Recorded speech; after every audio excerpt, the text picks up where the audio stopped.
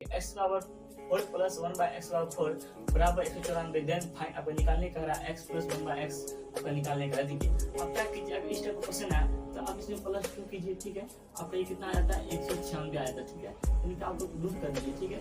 Root करिए आपका 14 आता है, फिर आप 14 में प्लस 2 करिए कितना आएगा 16। फिर 16 आप लोग का ये चलेगा तो आपका आंसर ये 4 निकल जाएगा। आपका आंसर जो आपका ए नंबर है आपका 4 जो आंसर आपका ए नंबर है वो ए नंबर आपका सही है 4 आपका 4 सही है।